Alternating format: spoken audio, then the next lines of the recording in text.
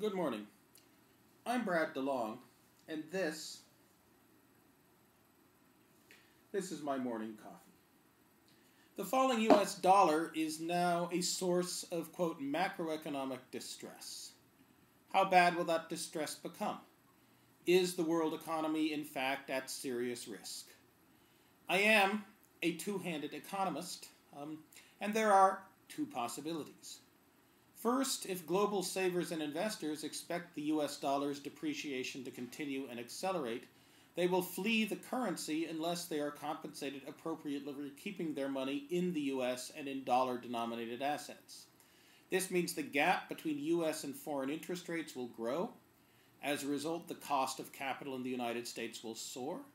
Investment and consumption in the United States will be discouraged and fall as high interest rates depress the value of households' assets, their homes, and of the profits companies can expect to receive from further investment.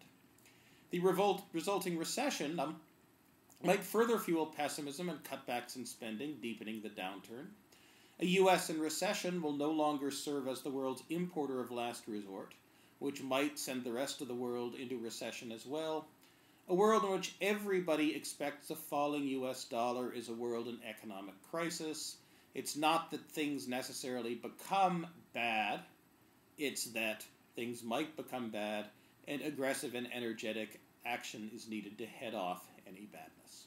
By contrast, on the other hand, a world in which the United States dollar has already fallen and is not expected to fall much further, that's a world that may see some economic turmoil, but certainly no economic crisis.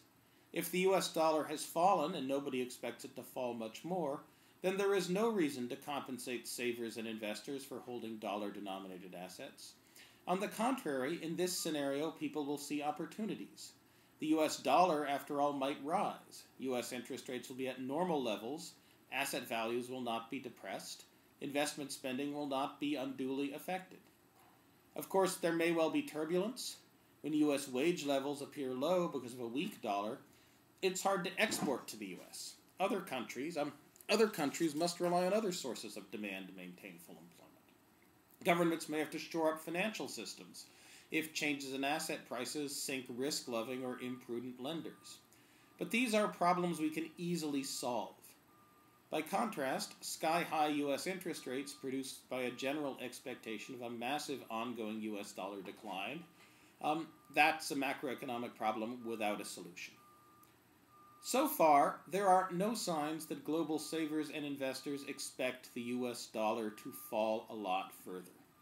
The large gap between U.S. and foreign interest rates that should emerge from and signal such expectations of a falling dollar, they're not there.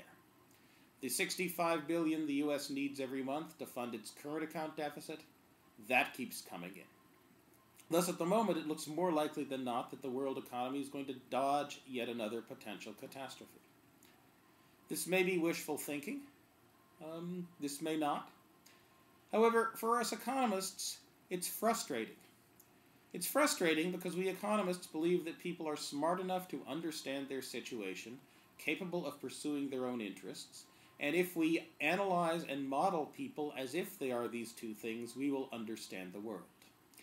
Yet the typical investor in U.S. dollar-denominated assets, whether a rich private individual, a pension fund, a central bank, has not taken the prudent steps to protect themselves against likely further U.S. dollar declines, and the macroeconomic logic that large current account deficits signal that currencies are overvalued and will fall, that logic is out there. That logic continues to escape the world's international financial investors and speculators and central banks. Our models are simply not working well.